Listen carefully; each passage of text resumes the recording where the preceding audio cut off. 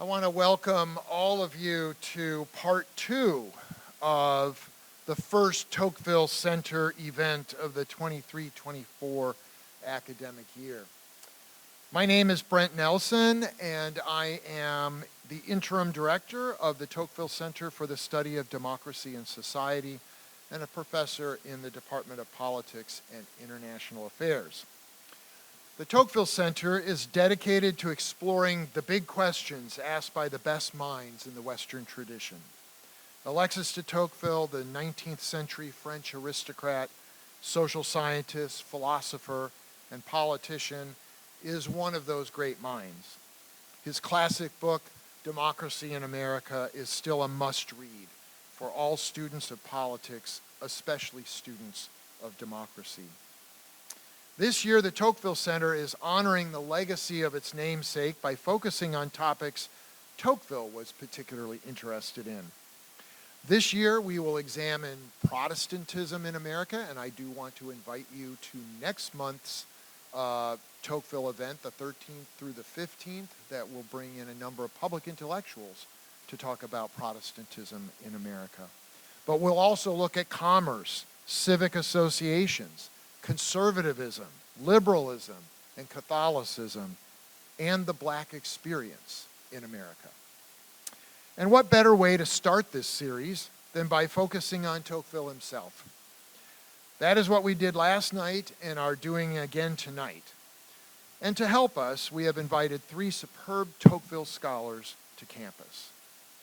Last night, we heard from Professor Cheryl Welch, in her excellent talk on Tocqueville, the politician. Tonight, we will hear from the remaining 2 speakers who will be joined by Professor Welch and Furman's own Professor Rob Larive for a panel discussion that will include questions from the audience. Before I introduce the speaker for the evening, let me first read Furman's Standards of Comportment. This event is part of the university's Cultural Life program, which provides opportunities for students to participate in a variety of educational and enriching cultural experiences. Through these events, students encounter a spectrum of issues, ideas, opinions, and artistic expressions from various disciplines and cultures. CLPs invite meaningful dialogue leading to a healthy understanding of and respect for differences. The views and opinions expressed in this program are those of the speakers and do not necessarily reflect the views or positions of the university. All participants are expected to display respect for the presenters, performance, and audience members, keep an open mind in the presence of new ideas and opinions, and conduct themselves with civility. In turn, all presenters are also expected to encourage productive and responsible conversation consistent with the mission and values of the university. And before we begin, if you have not already done so, please silence your cell phones. And as I said last night, if you're a first-year student, you will have that memorized by the end of your time here in Furman. So, now to the main event. Richard Avramenko is professor of political science at the University of Wisconsin-Madison, my alma mater, or my graduate alma mater, where he is also the director of the Center for the Study of Liberal Democracy and the editor-in-chief of the Political Science Reviewer. He is currently I'm sorry, that is not true. He is no longer at Notre Dame, right? I forgot to cross that out. That was before. He earned his BA at the University of Calgary, MA at Carleton University, and Ph.D. at Georgetown University. Professor Avramenko is the author of Courage, The Politics of Life and Limb, and co-editor of Friendship and Politics, Essays in Political Thought, Dostoevsky's Political Philosophy, Aristocratic Souls in Democratic Times, Canadian Conservative Political Thought, and Aristocratic Voices, Traditional Alternatives to Liberalism, Populism, and Radical Egalitarianism.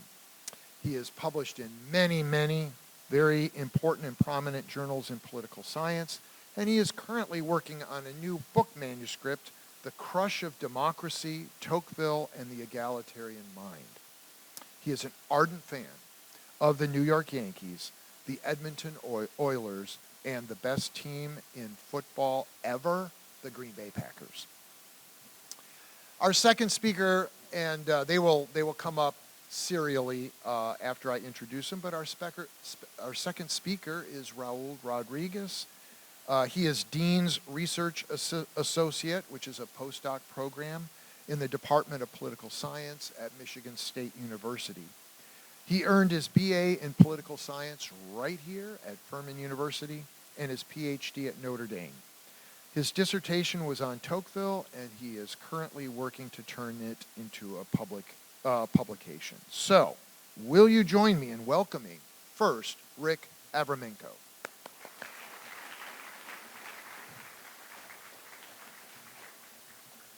Well, thank you for those kind words. I'm the erstwhile. My sabbatical is over in about 3 days, officially over. So I spent my sabbatical at Notre Dame. So thank you, Dr. Nelson, and thank you to the Tocqueville Center for the invitation to speak here today. It is always, for me, a great pleasure to meet new friends and to have a captive audience. My talk today is called Law, Tocqueville, and the Spirit of Liberal Education. And broadly speaking, I'm going to share with you some thoughts about civic education. And I could say it's a talk about the liberal education, and for me, it would mean the same thing. A civic education, as I see it, is a preparation for free and responsible citizenship in our civitas, in our political order. More specifically, I'm going to invoke Alexis de Tocqueville and what Tocqueville calls the esprit légiste, what most translators render as the spirit of the lawyer. Now, any talk on lawyers should probably start with a joke about lawyers. Like, for example, how do you stop a lawyer from drowning? But first I should ask, are there any lawyers in the room? Okay, so no lawyers. Anyone's parents a lawyer? Okay, yeah, usually there's a few of them around here. Well, okay, so there's no lawyers in the room. In any case, this inclination to speak derisively about lawyers and generally to disrespect lawyers has not always been the norm in America. If we look back at the American founding, for example, the Committee of Five who drafted the Declaration of Independence, 4 of them were lawyers: John Adams, Robert Livingston, Roger Sherman, and Thomas Jefferson. Ben Franklin was the odd man out. He was a printer and a cad from Philadelphia. More than half of the 56 signatories on the Declaration were lawyers. The Committee of Detail, who penned the final or the sort of final draft of the Constitution, Rutledge, Edmund Randolph, Oliver Ellsworth, James Wilson, all lawyers or legal scholars. And the distinction is important, and I'll try to make that clear a little bit later. The odd man out there was Nathaniel Gorham, who was a merchant. 35 of the 55 delegates who attended the Constitutional Convention of 1787 were lawyers or had legal training. Of the 39 signers of the Constitution, more than half were lawyers. James Kent, in 1794, in his inaugural lecture as the first professor of law at Columbia University, said this: lawyers in a free country should have all the requisites of Quintilian's orator. They should be of irreproachable virtue and goodness. They should be well read in the whole circle of the arts and sciences. They should be fit for the administration of public affairs and to govern the Commonwealth by their councils, establish it by their laws, and correct it by their example. Simon Greenleaf, on his 1834 installation of Professor of Law, a brand newly created position at Harvard University, said this: in later days, when the integrity of that charter, is the Magna Carta, had been evaded, its spirit violated, and its language perverted, to whom have all eyes been imploringly directed for its preservation? To the living and honored champions and expounders of constitutional law. So it's in this spirit that you'll find the purpose of my talk today. And I'd like to make the case not for lawyers and the practice of law per se, but for the study of the Constitution and especially the Bill of Rights. Or maybe I could put it this way, the study of constitutionalism in America. I think it should be at the center of civic education. So what I'm suggesting is this: the study of law will help develop the knowledge, habits of thought, analytical skills, and character to be citizens and leaders in a free society. That's the opposite of derisive language about lawyers. And I'm going to do this by invoking the thinking of a lawyer who's a whole lot more famous than James Kent or Simon Greenleaf, and that is this fella here, Alexis de Tocqueville. For those of you unfamiliar with Tocqueville, some of you were here last night, so you're familiar with Tocqueville. He was born in 1805, died in 1859. He was a French aristocrat, a diplomat, a political scientist, a political philosopher, politician, historian, and most importantly for this talk, he was a lawyer who worked at Versailles with his good buddy Gustave de Beaumont. 1831, Tocqueville, 31. How old is he? 1831. Yeah, it was 31 when he left, right? He comes with his best friend Gustave de Beaumont, both lawyers working for the French government. They sail to America on the pretext of studying the new penitentiary system there, which they in fact did. They were actually watching the prisoners build Sing Sing. They had the prisoners actually building their own prison, which is symbolic of everything he thinks about democracy. I said as an aside. They produced this report on the American prisons, or at least they gathered the data. It took them 3 weeks to do it, right at the beginning of the tour, and they spent the next 8 months doing what every 25-year-old does when abroad with a backpack. They gather data. So if you aren't familiar with his itinerary, they landed in Rhode Island, went down to New York, spent some time in New York, and as soon as they were done with the prison report in New York, they made a beeline for Lake Oneida in upstate New York. They didn't find what they were looking for in Lake Oneida, made their way up to Buffalo, and then across the Great Lakes, Erie, into Michigan, where there's a really nice piece called Fortnight in the Wilderness you can read. It's very accessible, professors, very accessible for classes on Tocqueville. They ended up in various places, including Saginaw. Anyone here from Michigan? Anyone here from Michigan? Saginaw, anyone from Saginaw? He referred to Saginaw as the worst place in the world. And then they went up through Superior, where they got to God's country, Green Bay, Wisconsin, where they went hunting, or actually it was just Tocqueville. He'd left Beaumont behind a little bit before that, and they reconnected later. Back across the Great Lakes, and then spent a couple weeks in Lower Canada, or Quebec, and then from Quebec back down to New York, Philadelphia to Pittsburgh. So they're starting to head west.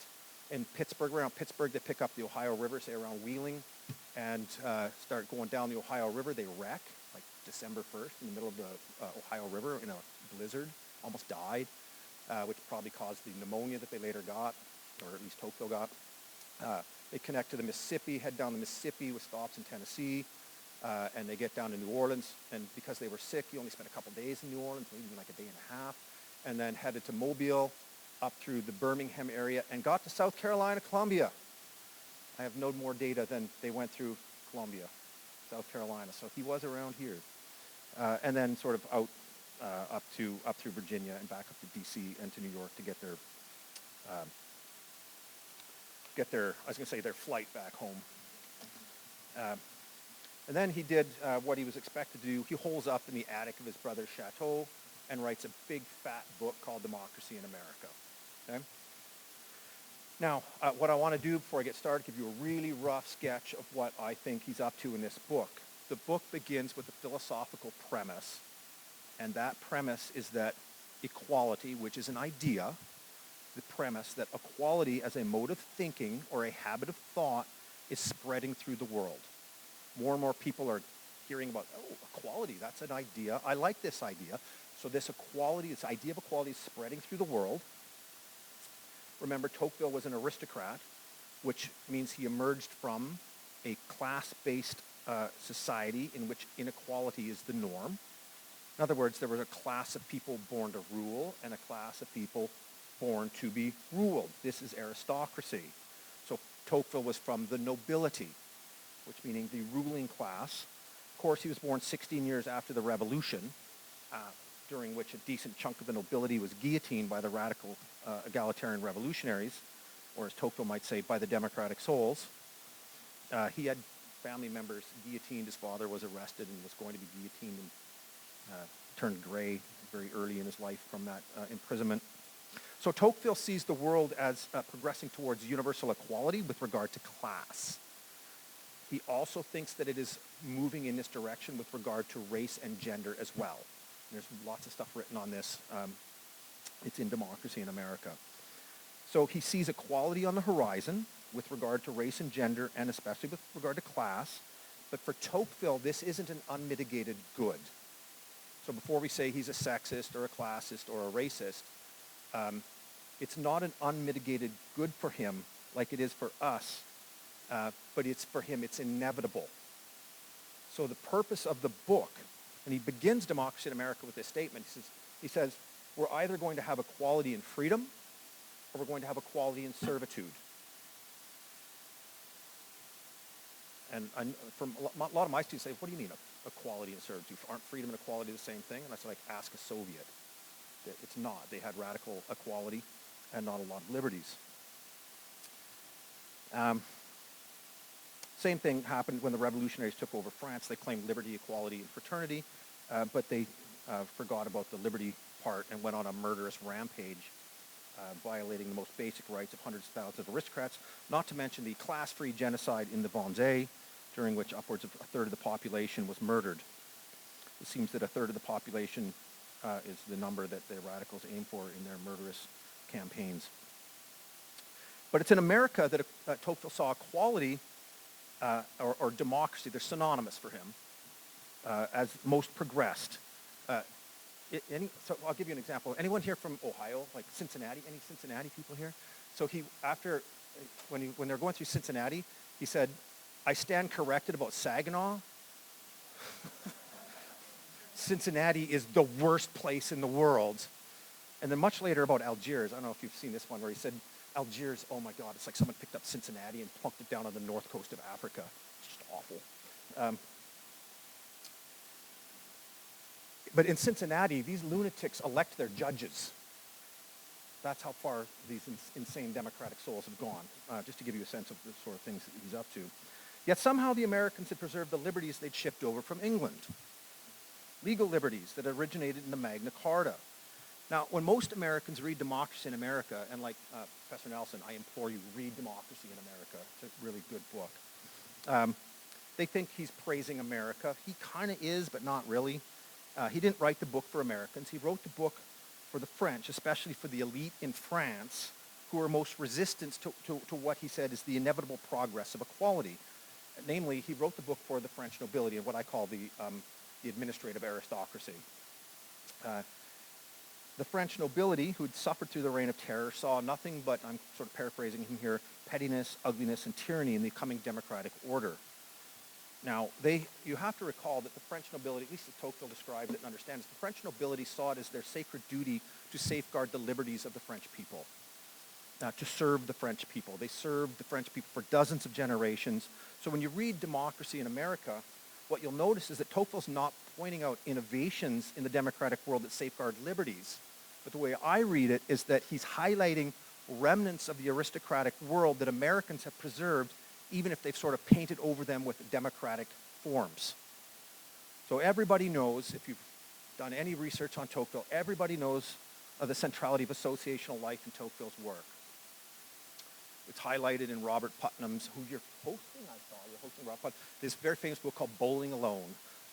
Associational life in America is going to hell in a handbasket, to wit, people aren't joining bowling leagues. But very few commentators point out that for Tocqueville, associations are kind of a contemporary analog of medieval guilds. There's a billion commentators that point out that Americans have preserved their liberties with a federal form of government. Not a lot of commentators point out that for Tocqueville, federalism is a modern analog of feudal forms of government, with states resembling the manorial system and local governors, feudal lords, and so on. Several commentators, and there's probably 5 or 6 pretty good articles on this, and it shows up in some very good books on Tocqueville, have pointed out that Tocqueville regards lawyers in America as a crucial aristocratic remnant safeguarding liberties. Lawyers in America, he tells us, are aristocratic because they were public men who were well-read in history, political science, literature, and important, the classics of law, like Blackstone's commentary or even James Kent's commentaries. And James Kent does make an appearance in Democracy in America. As Tocqueville says, lawyers in America are the first bulwark against tyranny, and especially the tyranny of the majority, because of the character they develop through the study of law. They acquire a taste for formalities and a habit of order. Lawyers, he says, I'll quote you directly here, are naturally strongly opposed to the revolutionary spirit and to the ill-considered passions of democracy. They form a body of privileged intellectual elite with the habits of directing democratic passions. as he says, at the bottom of every lawyer's soul, one finds some of the tastes and habits of an aristocracy. As such, the legal body is the only aristocratic element which can unforcedly mingle with the elements natural to democracy and combine with them on comfortable and lasting terms. So like a French aristocrat, the American lawyer has authority in the eyes of the people. And I'm using, I switched my gender pronouns up on purpose. She, the lawyer, is one of the people. This is not a gender-based, because I'm going to use some gender-based language soon deliberately. But she stands out because of how she's formed her mind through the study of law. The lawyer's mind, Tocqueville tells us, is formed from the study of the law of precedents. So case law, or common law, as it's called. In other words, the way the lawyer thinks today is formed by her understanding of the past. And this is the hallmark of an aristocratic mind. Alexis de Tocqueville has the name de Tocqueville. De means from or of. He's from the town Tocqueville because his great-grandfather fought beside William the Conqueror at the Battle of Hastings in 1066, where there was a glorious victory, and as such he was granted manorial rights around this village of Tocqueville in Normandy. And his identity, so Tocqueville's identity or his position in the world, is bound up with the past. Who he is both emplaced and temporally informed. So for the American lawyer, whose mind has been shaped by the law of precedents, has a particular kind of authority because these laws, Tocqueville tells us, are widely believed to have been derived from the will of the people. Like the feudal lord of the ancient regime, the lawyer has moral authority. So the first thing the lawyer aristocrat, what he calls a légiste, the first thing that the légiste will do in America, is it still on? Is look back and try to establish a regularity with the present. So the American lawyer's authority is a whole lot like the authority of a Catholic priest. This is where the talk takes a strange turn. But stay with me.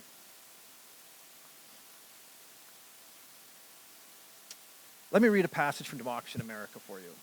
He says, French written laws, this is from a bad translation. Thank you, Cheryl. French laws are often hard to understand, but everybody can read them. They're written out in detail, whereas nothing could be more obscure and out of reach of the common man than a law founded on precedent. Where lawyers are absolutely needed, as in England and the United States, and their professional knowledge is held in high esteem, they become increasingly separated from the people, forming a class apart. A French lawyer is just a man of learning, but an English or American lawyer is somewhat like the Egyptian priests, being they were interpreters of an occult science. So he's likening lawyers to priests. I'm assuming he means Coptic Egyptian priests. Like the Catholic priest, as every Catholic in the room, any Catholics in the room? I know there were Catholics that didn't come last night because there was some Catholic party. Every Catholic in the room probably knows the priest derives his authority from the past. So through the sacrament of holy orders, the priest is physically connected with the past. So there's a genealogy in the sacrament. Every Catholic priest can trace his authority back to Jesus and St. Peter. So the bishop that lays hands on, when ordaining a priest, he can tell you who laid hands on, who laid hands on, who laid hands on, all the way back. There's a sort of temporal connection with the past on the authority in the present.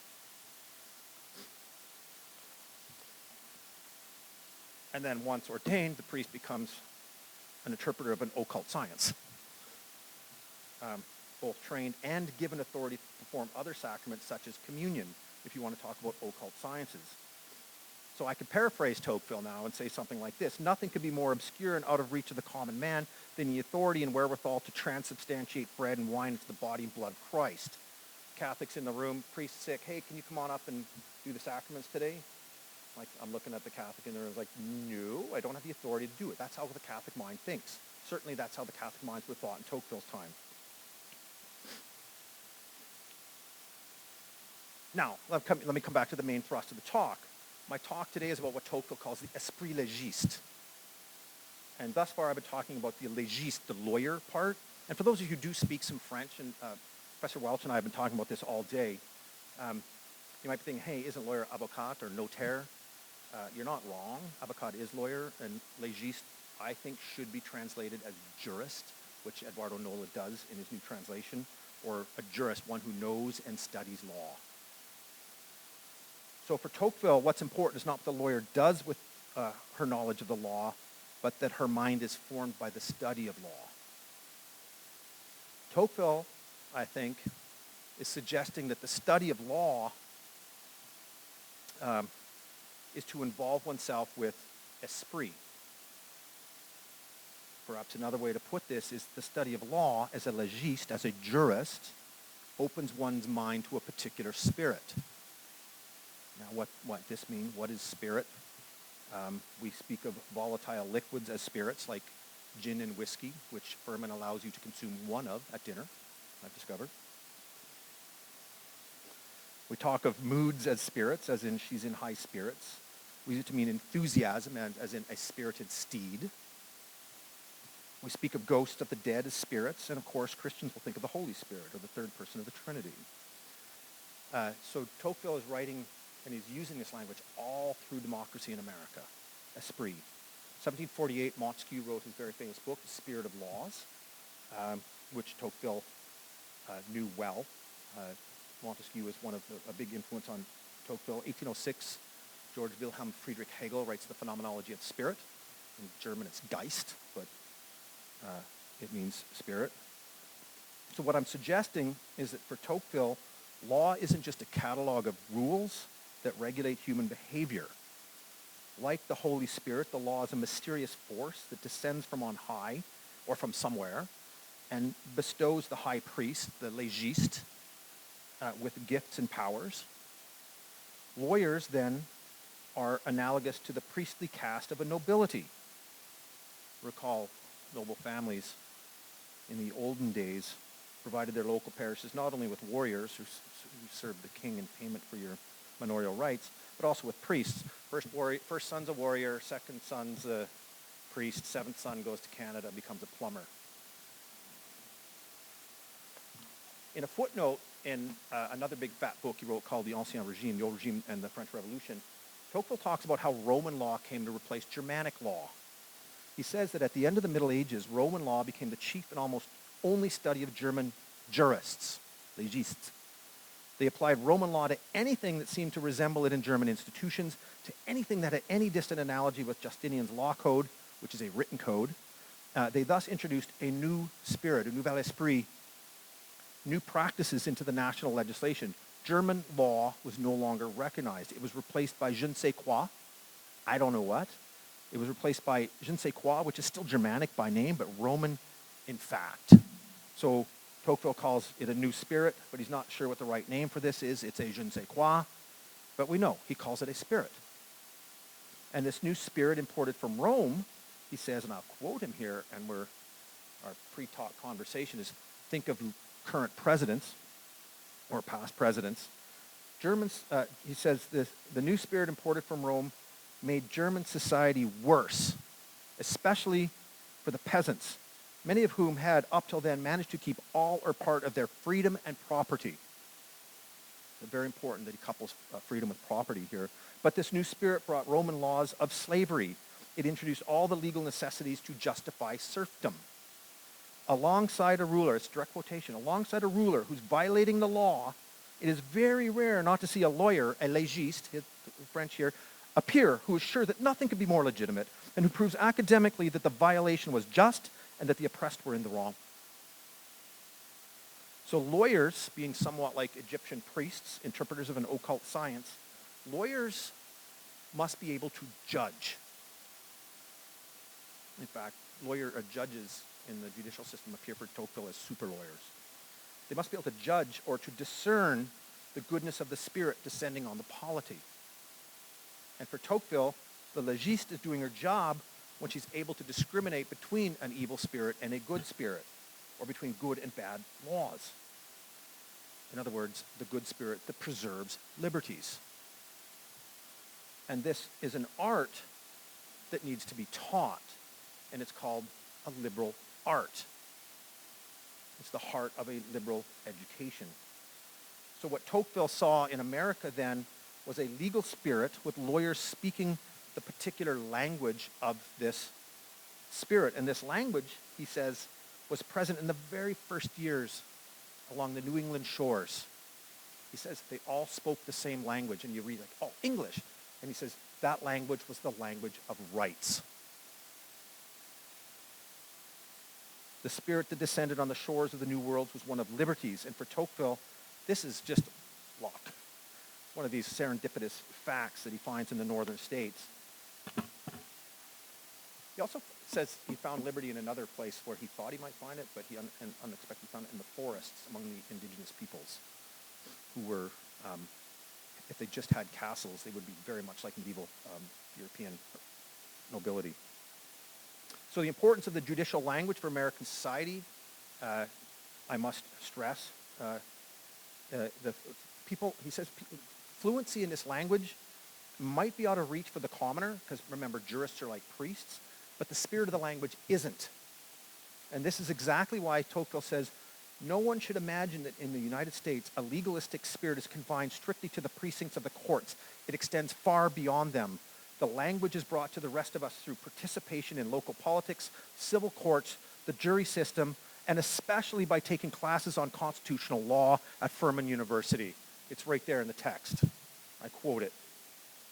So studying the history of the First Amendments, the Second Amendment, the Fourth Amendment, the Seventh Amendment, the horrible 18th Amendment. Here at Furman, you can take a class called Paul 204. Do you call it poli-sci, or what do you call it? Paul or 204. And I have cut and pasted the description of the class.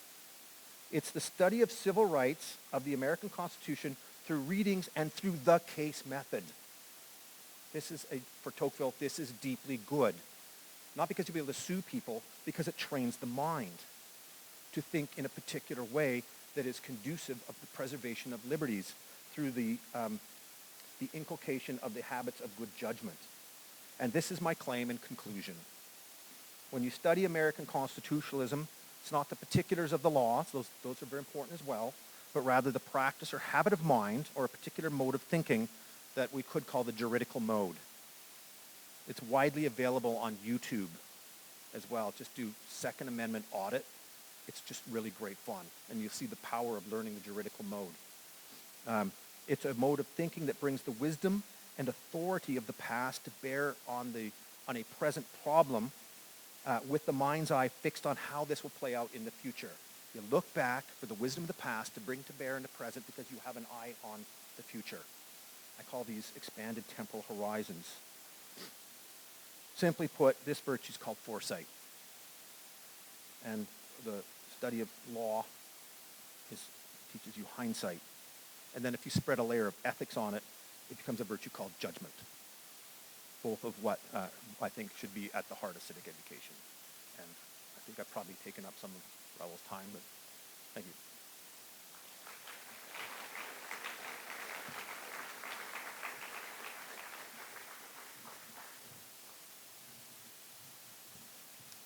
Well, thank you very much, Rick. It's my first time dancing with Dr. Avramenko, so we'll see how this goes.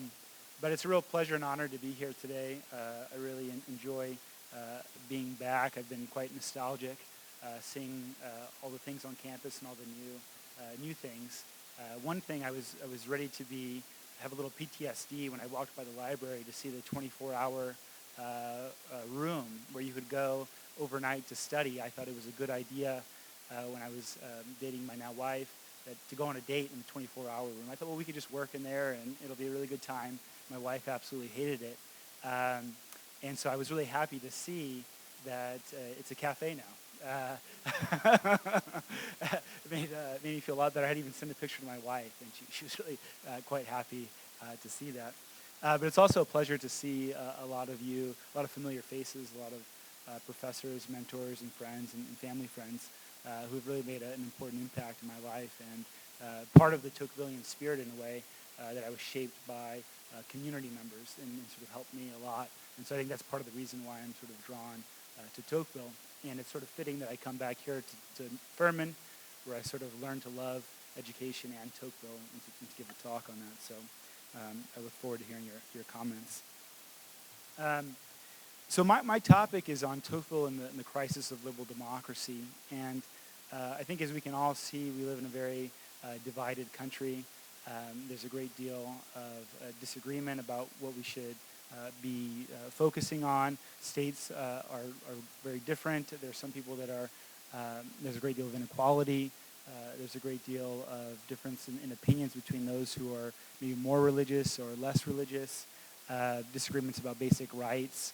And there's a real question of what's going on. Why do we have this trouble that we can see? And I think the most visible sign of that was on January 6th, the storming of the Capitol. We sort of saw a palpable sign that things were sort of in trouble. So a growing number of political theorists, and I won't try to bog you down too much on the scholarly debate here, but I'll introduce you a little bit to it. Some political theorists think that liberalism, the reigning political ideology behind our political society, is the problem. Now, when I say liberalism, that's a really confusing term. A lot of times when you hear the word liberal or liberalism, you think of it as being the opposite of a conservative or conservatism. But I don't mean it in that way. I mean it in a much broader way, a much more philosophical and political way. When I talk of liberal or liberalism, it really encompasses the positions from the Democratic Party and the Republican Party. They both try to defend their positions on liberal principles, meaning that the purpose of government is to protect individual rights and freedoms. That's the most important thing. That's what it means to be a liberal, and both conservatives and progressives, liberals are within that liberal paradigm. So that's when I'm talking about liberalism. That's just an important clarification. Now, if you look at the second paragraph of the Declaration of Independence, which I recommend all of you do, you have a really clear explanation of what a liberal society is meant to do, the protection of rights and questions of consent. But this liberal theory that's been really quite successful in the United States, people are starting to question on both the left and the right across the political spectrum. They think that liberalism, our reigning political ideology, is really the problem. And some critics of liberalism say that the logic or the tendency of this liberal idea to think of individuals first. So we have rights before duties. We come from a state of nature where we have rights, like the right of life, liberty, and the pursuit of happiness, as Jefferson says, before we come into society. Thinking of individuals as human beings as individuals before the community and as autonomous beings is very problematic. And that's the reason why we see very individualistic and materialistic people, and that are people that are willing to sort of give up their liberty in the end and to put their vote for a despot. And that's because there's a lack of meaning or purpose in liberal society. People don't feel like there's any community, any sense of belonging. And so when they see political leaders sort of presenting that in a new, novel way, they think, okay, well, we can support them. But other people, people who are a little bit more to the left, argue actually it's not really liberalism that's the problem. It's all of these other things like populist leaders, xenophobia, Christian nationalism, all of these problems, racism, that has sort of been boiling, especially in America, but also, let's say, in Germany with Nazism and things like this. These illiberal parts of our past, that's the real problem. So you shouldn't give up on liberalism. You shouldn't give up on liberal democracy. You should find a new way to do liberal democracy.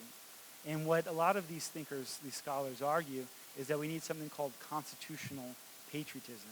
And it's kind of similar to what Dr. Avramenko mentioned, but a little bit different as well. That the idea that we should think about the norms or the values that we have as a society, that's what's most important. Here in the United States, sometimes we have a more conservative version of that. Well, let's go back to the founders and see what they talked about. And then even on the left, sometimes you still have people say, well, yeah, let's go to the Constitution and talk about these liberal values and focusing on the constitutional patriotism, not on religion, not on ethnicity, not on any glorification of the past. That's what will set us straight. Now, I think Tocqueville would be somewhere in the middle here. He would say, yeah, that constitutional patriotism, that's a good thing. But he would also, I think, agree with the critics of liberalism and say, yeah, so our form of government has become really problematic, and we're sort of losing our ties to our community, to our churches, to our local places, and that's a real problem. So in some ways, he kind of sees how things are falling apart, and how people are really restless, and they have a yearning, a longing for something more, and that sometimes very divisive politicians can come in and fill that void that society fills. But I think Tocqueville, in some ways, would not want to get rid of liberal democracy. He would ultimately defend liberal democracy. He's a critic of democracy, but he's a friendly critic. And he realizes that democracy can lead to mediocrity. And he actually thinks that it isn't liberalism or populism or racism or all these problems. It's really democracy itself that leads to individualism and materialism. And it's kind of a complicated theory to go through. How can democracy make us individualistic? Dr. Avramenko made an example of this, of Alexis de Tocqueville. He's from the city, the town of Tocqueville. He's attached to it. But now, he would just be Alexis. He wouldn't be from Tocqueville. So in an aristocratic society, you're kind of attached to the area. I mean, for both good and bad. But we're no longer attached like that. And also, in aristocratic societies, if you're a peasant, you never dream of being, rich, because you'll always be poor. Or if you're an aristocrat, you don't really dream of losing your money. And so there's a certain stability in that. But Tocqueville says that once we become more equal, more democratic, we're always wanting more, and we're always in fear of losing. And so we have this sort of middle class anxiety about either losing money or gaining money, and we think about money all the time. And this makes us very materialistic. So it's not really the philosophic ideas or these other problems, but it's democracy itself, which is a philosophic concept that he has. But that's really the problem. And he tries to formulate a new kind of liberalism that can redeem democracy. It's not about getting rid of democracy, but how can you find a way to redeem democracy and make it where you can still have a certain form of greatness and equality and justice in society. Now, I'll give you a few quotations that Tocqueville gives us about the dangers of individualism and materialism. They're very ominous, and I hope you don't mind me reading a little bit here, some of the quotes. But what he worries about is that this individualism and this materialism will lead to a new form of despotism. He says, I want to imagine under what new features despotism would present itself to the world. I see an innumerable crowd of similar and equal men who spin around restlessly in order to gain small and vulgar pleasures with which to fill their souls. Each one of them withdrawn apart is like a stranger to the destiny of all the others. I mean, think of ourselves at home ordering Amazon packages and not wanting to be involved, not wanting to get together. And this is the thing that he's really quite worried about. And he says that, we may have a family, an immediate family, but we no longer have sort of an extended family, a community, or a country. And that's a real danger, and democracy pushes us in this direction. And Tocqueville provides sort of an equally chilling account of what this new democratic despotism will look like. And here again I quote, above those men arises an immense and tutelary power that alone takes charge of assuring their enjoyment and of looking after their fate. It is absolute, detailed, regular, farsighted, and mild. It would resemble paternal power if, like it had a goal to prepare men for manhood. But on the contrary, it seeks only to fix them irrevocably in childhood. It likes the citizens to enjoy themselves, provided that they think only about enjoying themselves. It works willingly for their happiness, but it wants to be the unique agent of it and the sole arbiter. It attends to their security, provides for their needs, facilitates their pleasures, conducts their principal affairs, directs their industry, settles their estates, divides their inheritances, and how can it not remove entirely from them the trouble to think and the difficulty of living? So the idea, and again, of a government that kind of takes control of our lives and says, well, you want these materials, you want more consumer power, you want to be able to buy your things on Amazon, where we're going to make sure to give that to you. And oftentimes, people on both the left and on the right have sort of cherry-picked Tocqueville, but I think it's really important to see that Tocqueville sees this as a problem that's present on both the left and the right across the political spectrum.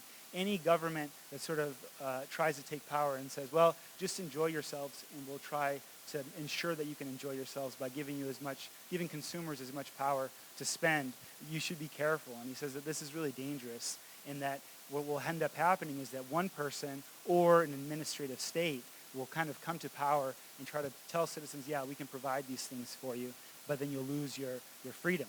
You'll come together every 4 years to vote, but that's about it, to choose your master. And so he gives this very chilling account how these souls will no longer be truly free. And he says they'll become a flock of timid and industrial animals of which the government is the shepherd. Now, that's the bad news. And I'll start to talk about the good news that Tocqueville has for us. Tocqueville sort of anticipates some of these contemporary theorists that talk about the danger of a divided, individualistic, and materialistic society.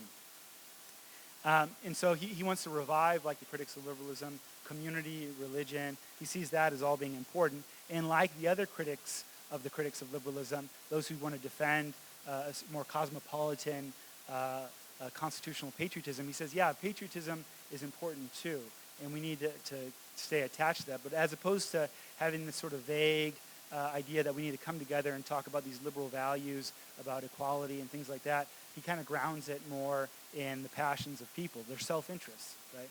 People are going to be more self-interested, and so don't look to their reason, but look to their passions. And that's the way we can try to find a practical way to ground a new reflective patriotism. And he also talks about the importance of religion and what I call a more sort of metaphysical or public philosophy.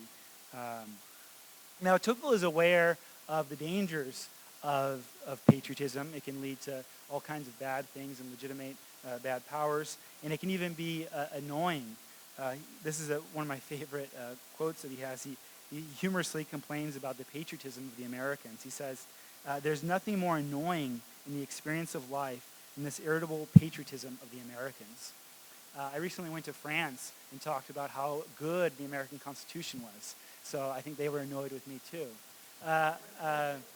He's annoyed with it, but he thinks it's a good thing, right? It's good that Americans are patriotic. One time he went to a 4th of July celebration and somebody was reading the Declaration of Independence. Really beautiful. I think we should sort of revive that. So he's aware of the dangers and annoyance of patriotism, but he thinks it's really important to keep it alive. Now, like I said, he bases it on self-interest. So how can we make people patriotic and less individualistic?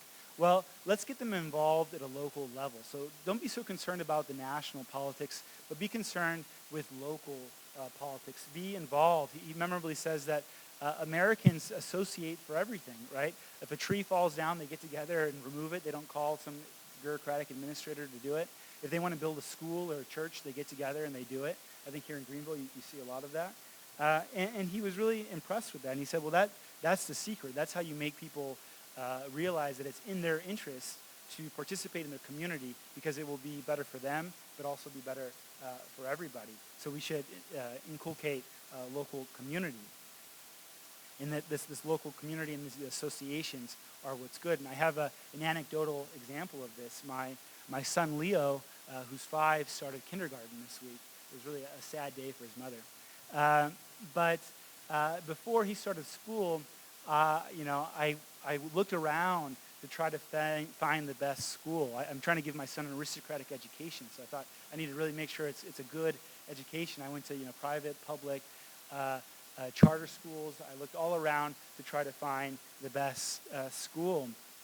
And lo and behold, the best school that I could find was this tiny little school that was in a Chinese church.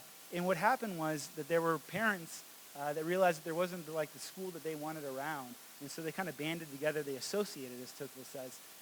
These parents had kind of a classic liberal education. And so they got together and they said, well, hey, let's make this school. And they built it. And out of all the schools that I visited, it was the most impressive. And I taught high school history for 2 years, so I know I can distinguish a good teacher from a bad teacher. And I was really impressed with the teachers there. Now, of course, they don't have very much money, and they're not really supported. They might have to move. And so that aspect of it is quite sad. And I think Tocqueville will say, well, we need to support these associations like this. And that's really what is keeping the vitality of America. I think another example is here at Furman University. When I was here, at least I was part of so many clubs, I can't even remember how many. And I think I looked on the website, there's like over 167 clubs at Furman.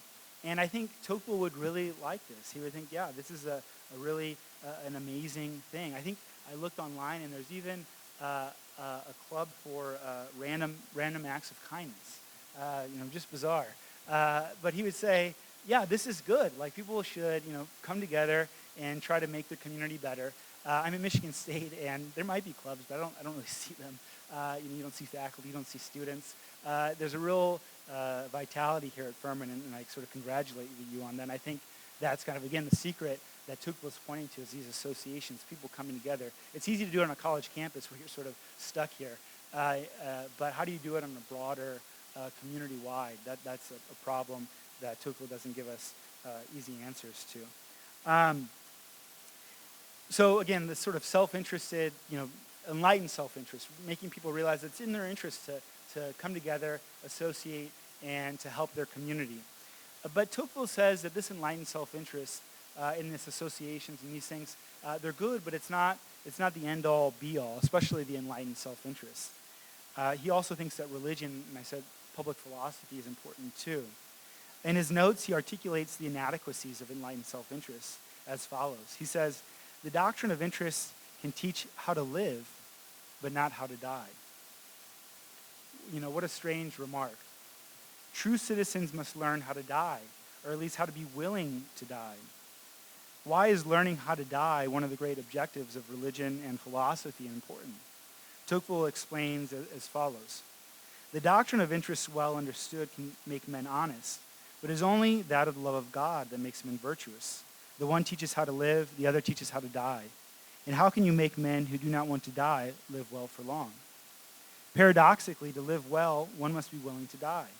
If one wants to find their life, one must be willing to lose it.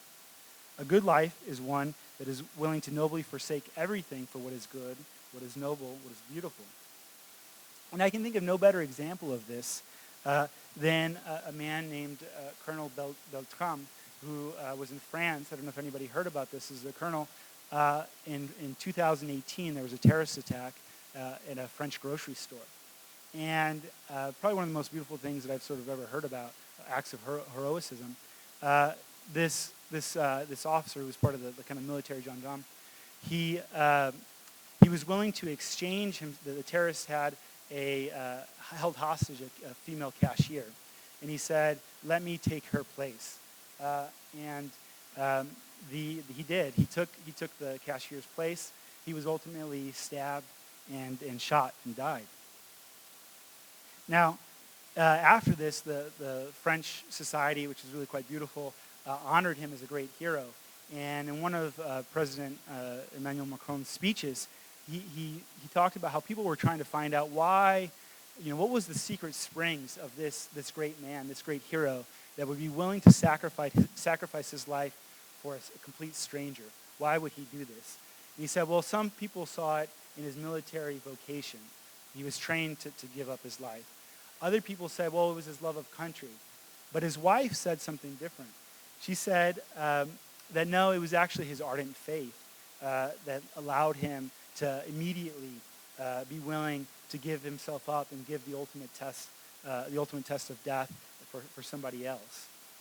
And rather than untangle all these different reasons why Colonel Beltrame would be willing to sacrifice himself, the French president, Emmanuel Macron, said, well, this is the full complexity of a man, especially of a French citizen.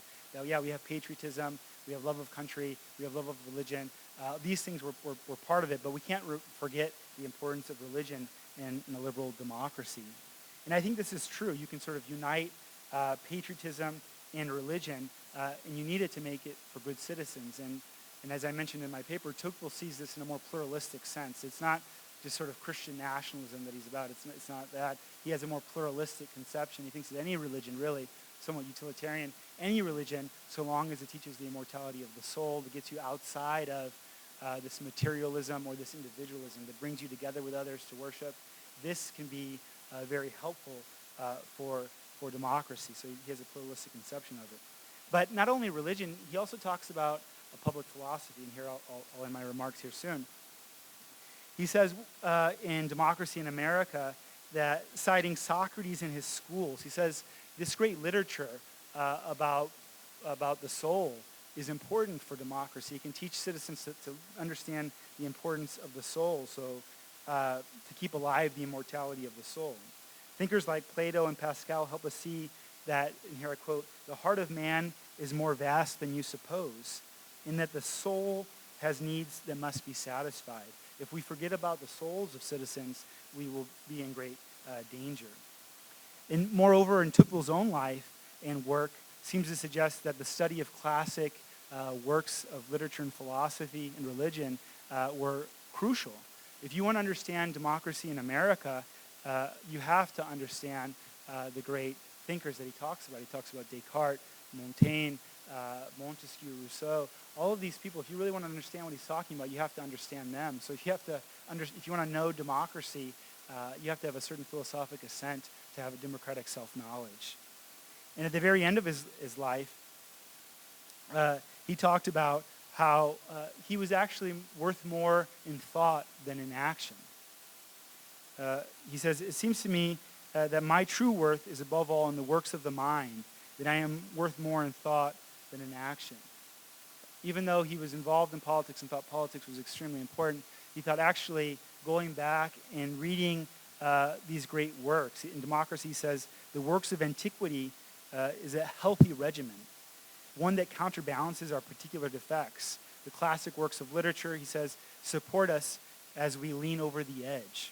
And I think that's true today. A return to sort of classic texts that can help us think about what it means to be human, what it means to our purpose in life. I think these are really important. And for much of his retirement, Tocqueville said that he renounced the living and went to go live only in the company of the illustrious dead. Perhaps to better understand Tocqueville and the crisis of liberal democracy, we should do the same. Thank you.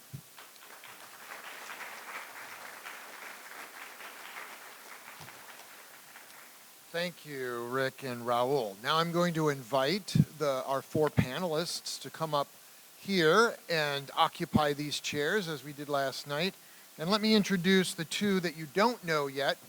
First of all, Cheryl Welch, who's coming up this way, is a retired senior lecturer on government in the Department of Government at Harvard University. She earned her BA from Simmons College and her MPhil and PhD from Columbia University. Her research interests are in the areas of the history of political thought, especially 19th century France, liberal and democratic theory, and the history of human rights. She's written many, many books and many, many articles on Tocqueville and other subjects as well, and is currently working on a book on the prehistory of the notion of crimes against humanity, centering on the works of Tocqueville's friend, who's been mentioned, Gustave de Beaumont. Rob Larive is also up here, and he is an assistant professor in the Department of Politics and International Affairs here at Furman University. He earned his BA at the University of Winnipeg and his MA and PhD at the University of Notre Dame. So he and Rick are just going to talk Canadian hockey for us up here, okay? His publications include Echoes of the Caliphate in Al-Farabi's Reconceptualization of Plato's Decline of the Regimes. That's an article in the History of Political Thought. Al-Farabi's Cave, Aristotle's Logic and the Ways of Socrates and Thrasymachus in the European Legacy, that journal. And then Discrimination and Violence in Al-Farabi's Virtuous City in a journal called Utopian Studies. He is currently working on a book on Al-Farabi. So let's welcome those two, and I'm going to turn it over to Rob.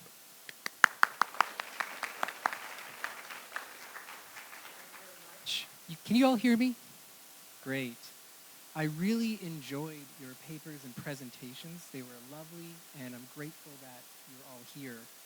I'm moderating the discussion today, and I'm going to ask a single question.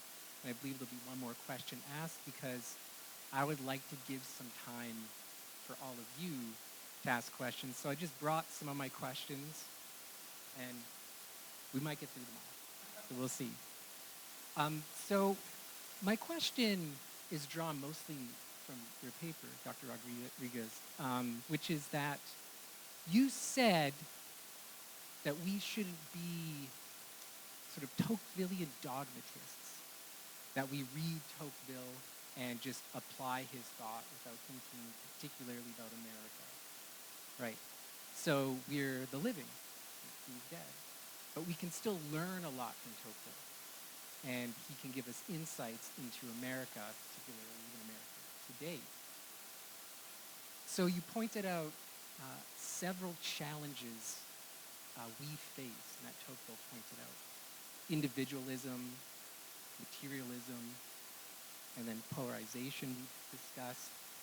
And Tocqueville suggests 5 remedies to these challenges. And they're sort of general remedies, they're really complicated, but they're like a general direction, these remedies. Enlightened self-interest, religion, reflective patriotism, local political participation, philosophical education. These are 5 ways we can confront the challenges of materialism and individualism. Is that good? Okay, it's got to be pretty close. It's got to be close. You're doing that? Okay. Yeah, I know, I'm like thinking now. All right, so there are 5 approaches to confront materialism and individualism in America. 5 sort of remedies that you've mentioned. Enlightened self-interest, religion, reflective patriotism, local political participation, and philosophy. Mm-hmm. Of those 5, which do you think are most relevant to American liberal democracy today? And how would we modify those remedies to suit our particular circumstances? Mm-hmm. So that we're not just Tocquevillian dogmatists, but actually see how Tocqueville would relate to contemporary American democracy. Yeah, thank you very much for that question. Yeah, I think all 5, and I was sort of selected. There are even more. Just go digging through Democracy in America, and read the Ancien Regime and his other works, where there are other sort of solutions that he provides for us. I think all of them are important. But if you have to pin me down and have to pick one, I think maybe what's most pertinent, especially here at Furman University and at other colleges, I think the study of great books really is important. And I think that is in a way in which because sometimes there are disagreements, especially questions about religion. Well, what kind of religion? What do you do? It can become somewhat problematic. And so how do you have a way in which everybody can come to the table and talk about these things? And I think, a certain great books, philosophical education, and I wouldn't say just philosophy in general, it can be dangerous and it's not always the best, but I think coming together and talking honestly about great thinkers, like Tocqueville, right, that touches on questions of religion, self-interest, patriotism, on a lot of these things, and just can help us become much more reflective, patriotic citizens, and come together, because I think we're so divisive, and especially in college campuses, a lot of students, vehemently disagree, which is okay. It's good. You should disagree, but how can you find a productive way in which you can disagree and kind of zoom out a little bit and have productive conversations? And I think that is really the key, and unfortunately at a lot of universities that isn't the focus. The question? Sure. My answer is less specific. I thought your presentation was really great, and you outlined a problem that I would like to sort of summarize. So materialism, when you talk about materialism, you say things like, I would like to get this thing because it will give me pleasure here and now. And so it's sort of reflective of, an example of, I think, a broader problem that Tocqueville sees in modernity, which is what I call it contracted temporal horizons. And this is what I was trying to do in my talk. If we don't have foresight, it enables us to do things like they do at Wisconsin, University of Wisconsin, get really hammered on Thursday night when you have an exam on Friday morning. That's pretty short-sighted.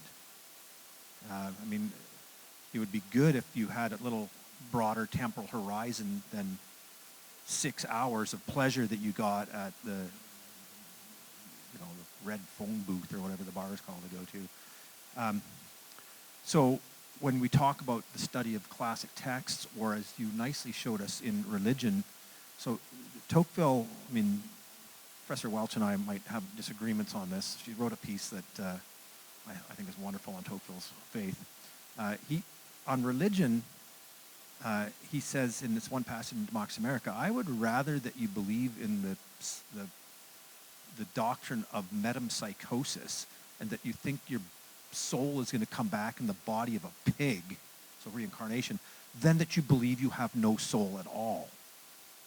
In your talk, you said, so the belief in an afterlife, whether that is in reincarnation or in the Christian understanding of a heaven or hell, what that does is it makes you, I'm going to look at all the 20-year-olds in the room.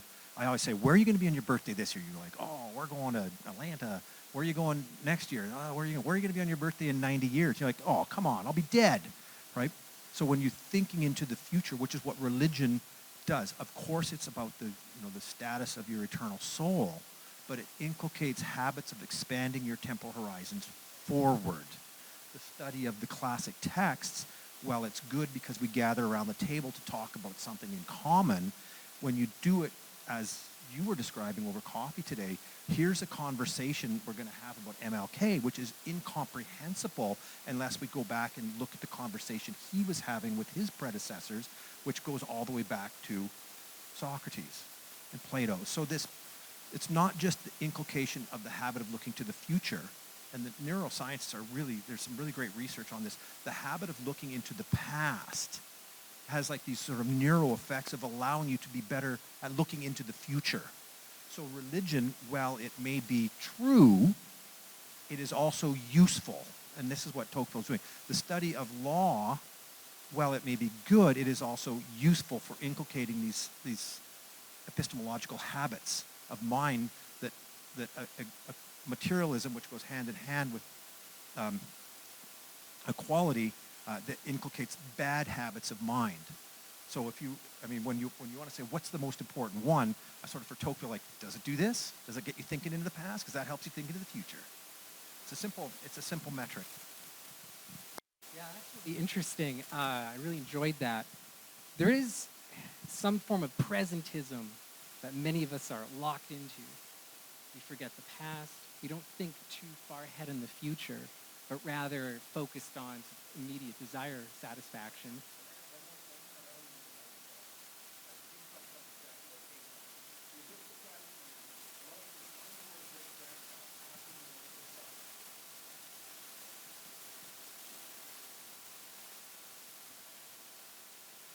Can I?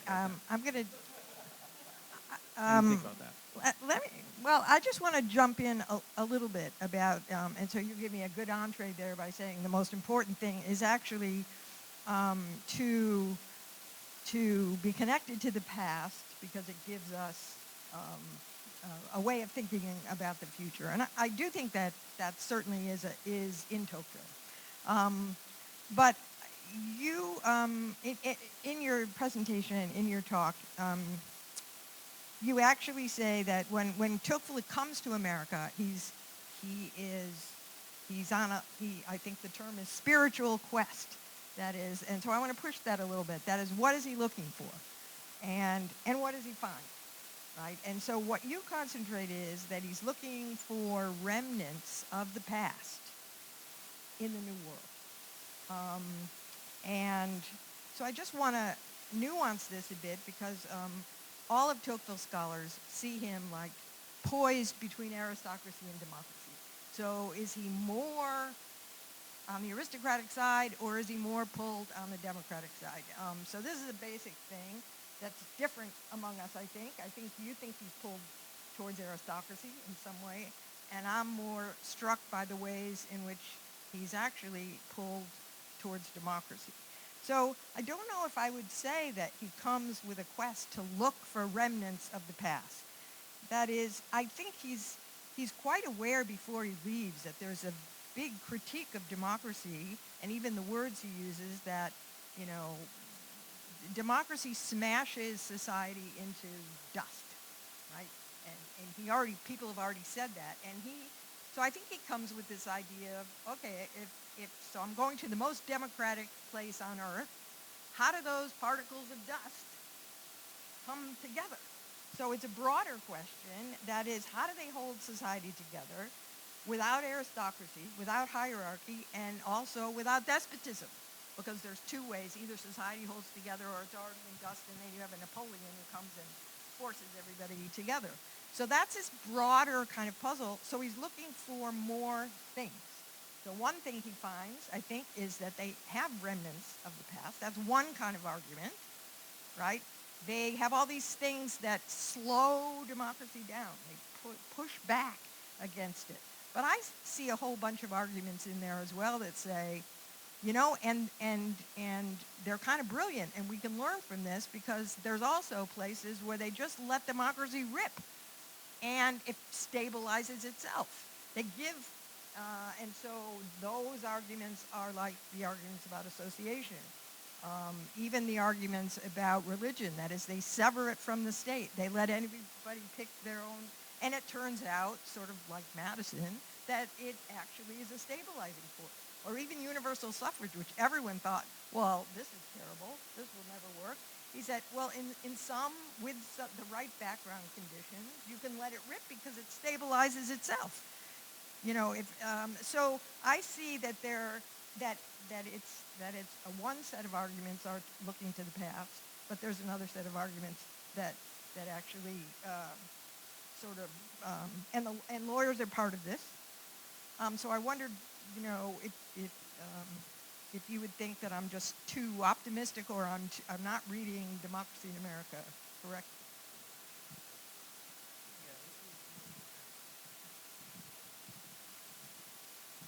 Yeah, quickly. Is Tocqueville a Democrat or an aristocrat? I think is the essence of the question. I run a center called the Center for the Study of Liberal Democracy, right? Which, are we going to have democracy that's free, or are we going to have democracy in servitude? I'm sort of leaning towards Tocqueville being, I'd like to rename the Center for the Study of Aristocratic Liberalism, right?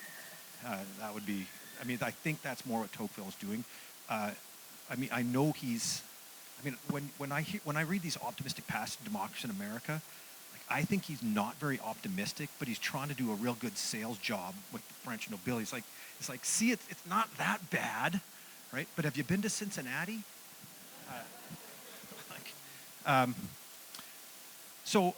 Coming back to the, the idea of equality, right? So he knows it's coming, right? That doesn't make him an egalitarian or a Democrat. He knows it's coming, right? It's as if ordained by God. It's providential. This is the language that he uses, right? But we need to manage it. I don't think that makes him optimistic about it. I think he's optimistic about the managing of this coming universal equality, if we can muster the right tools and weapons to marshal it or to usher it properly. And I think, and sort of like the gist of much of what I'm doing with Tocqueville is to say that many of those weapons are analogs of the aristocratic world of the medieval times. So just because you have a gun in aristocracy doesn't mean you can't have a gun. So it's not necessarily aristocratic, but it's sort of the tools of, or the institutional mechanisms of, a former time, a former mode of thinking about the world. Associations, right? The French don't have associations. Why? Because they mistrust them. What will they do with associations? Coups, right? Why do we have to cancel Facebook in Egypt? Coups. Why can't you get Facebook in China? I don't know.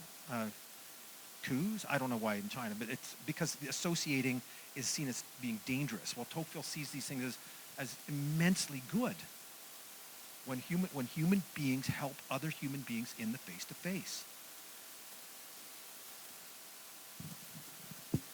Great, thank you very much. I'm going to turn the discussion over to all of you after making one very quick point, which is one of the things we've learned here, relevant and related to all of you, is the importance of studying the liberal arts and the country you live in. You know, rather than just being a present being that flits along time and then evaporates after you pass away. Studying the liberal arts, like you've suggested, unfolds your soul across time, the past, the present, and the future. And only by doing that, I think you'll find hidden riches in yourself. It'll make you more than just the second in the grand scheme of things. It'll give you a sense of something beyond, and something you can work towards that's ultimately greater than yourself. And I think, you know, I gathered this from your wonderful discussion on Tocqueville, but also the depth of education and the soul and the necessity of self-knowledge. And with that, we'll turn it over to students. This mic is so much better.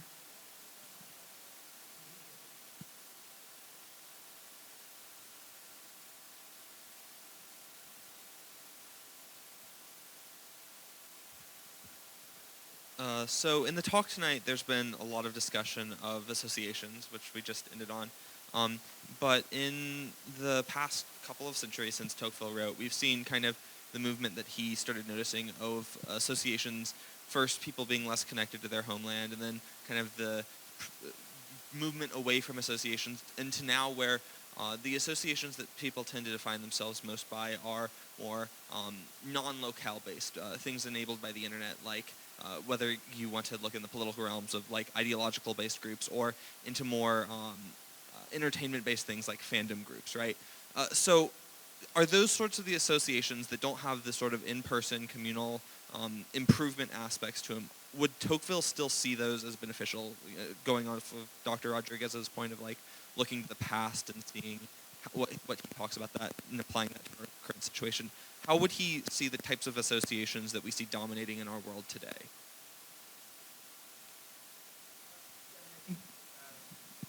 I think Tocqueville would say that's probably better than nothing. Better to be, I guess, online, someone talking to people as opposed to just, in your room, just watching a movie by yourself.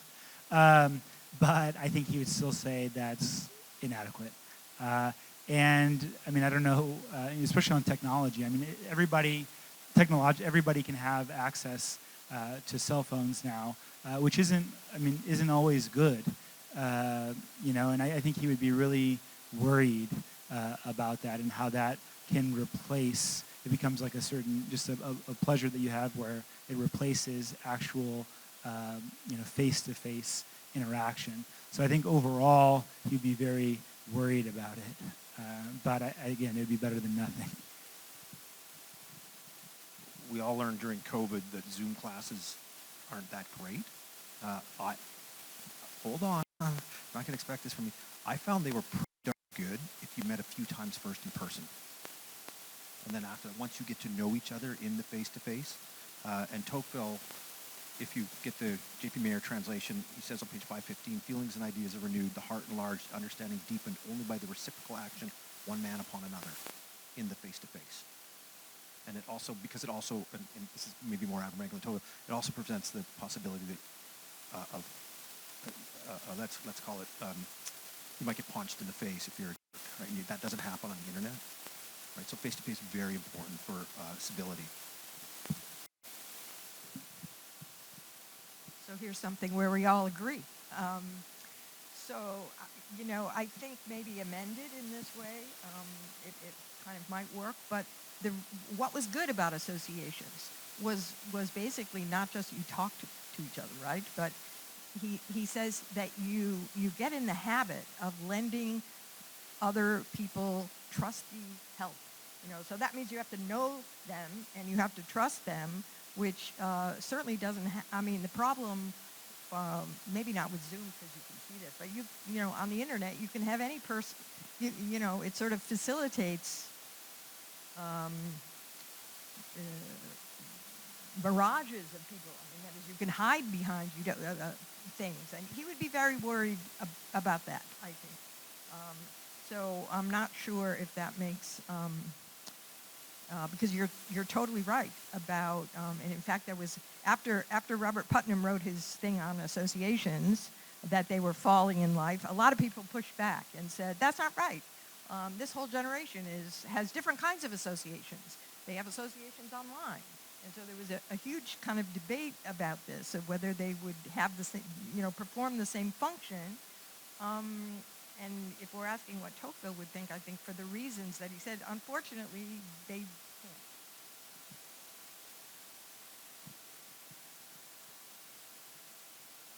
Thank you all for speaking, and then also just say that my question is kind of directed towards Professor Avramenko. I love Tocqueville on the law and on lawyers. I think it's really, really interesting. And one of my favorite passages is a passage in which he says, just because I think it's a very confusing passage, he says that lawyers, they fear tyranny less so than arbitrariness. And that if the legislature was to essentially strip everyone of their independence, that they would not be dissatisfied.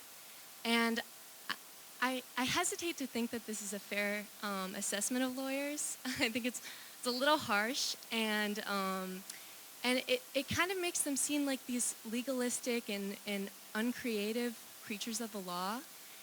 And I'm just kind of wondering if you think that that's a fair assumption about lawyers, and also if you think that that's how we should view lawyers as non-lawyers. I don't. Sibilance.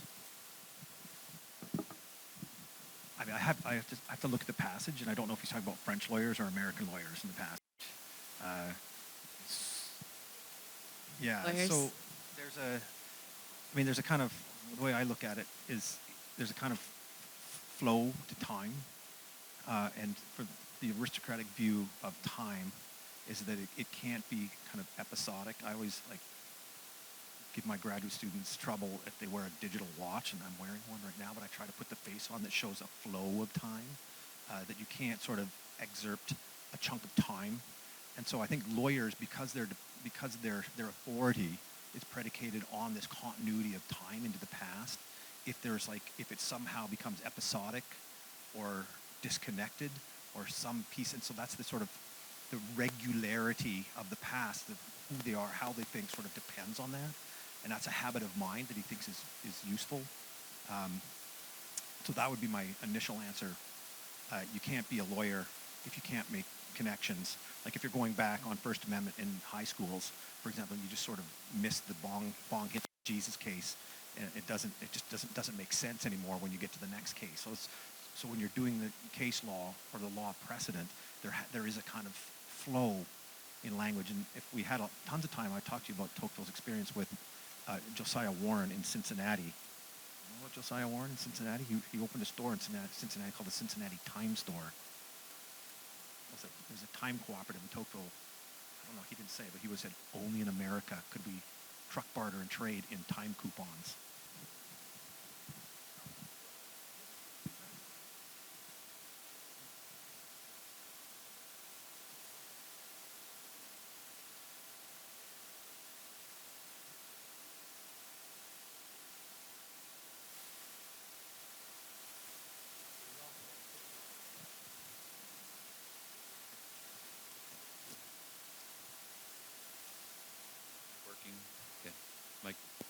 Mic working?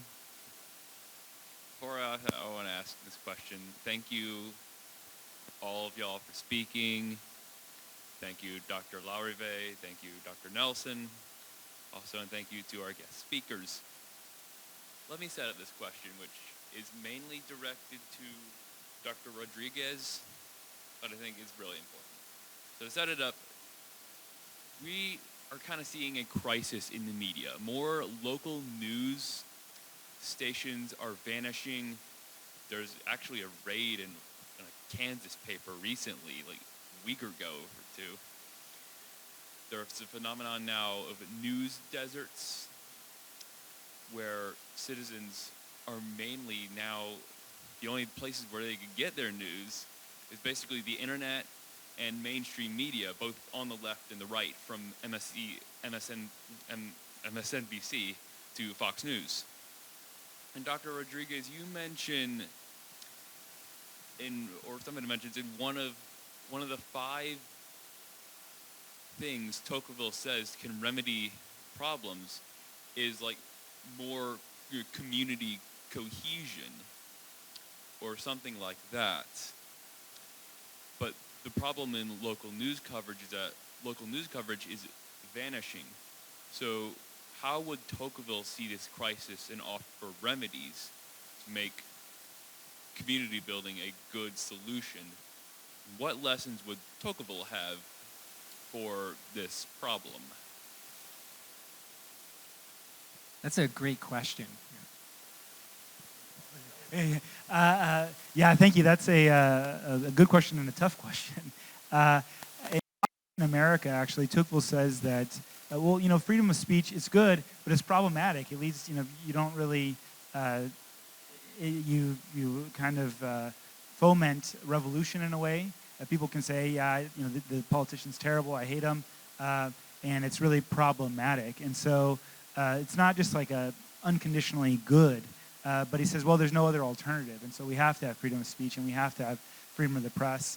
And by having multiple outlets, a lot of newspapers where there are lots of different interpretations of what's going on, that can be a good thing. But of course, the problem that we see today is where there are, local newspapers are dying and people are more siloed off into reading their own or watching their own. And the other thing, news has become entertainment. I mean, I think that's the most dangerous part. I wish people would just read the newspapers. If I was a tyrant, I would just cancel television. I mean, there's nothing wrong, with people saying, the president or, whoever or is terrible or we need to do this or that. But you need to read it and you need to think about it. You don't need to just have it be spoon-fed to you through entertainment. Politics, news has become entertainment. And I don't know what Tocqueville would think about that, but I think that's troubling.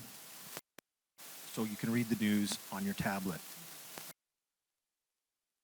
Too, because it is so quick, like 5 minutes, or you can have it read to you. Thank you very much. Well, thank you, actually.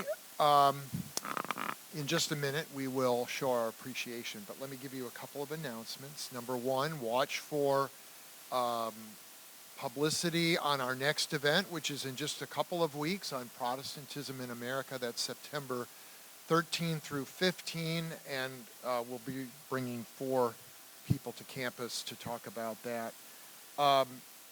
The second announcement is that if you are on the list to go to dinner tonight with one of the guests, please gather here in front of the podium right after. And the third announcement is we're starting something new after the Tocqueville CLPs. We're doing something that we're calling the post-CLP discussion. So if you've been thinking about this and you've got a question or you just have a comment or want to talk to somebody about it, tonight I am going to be the guy that is going to be out there by the refreshments. They're not over here like they were last night. I'm going to put them out over here so we can sit down and chat. There are cookies out there. So if you want a cookie, you have to come and talk to me. Okay? That's just the way it works. So that will be immediately following. So, without further ado, let's give our appreciation to our speakers. Thank you so much. And you are dismissed.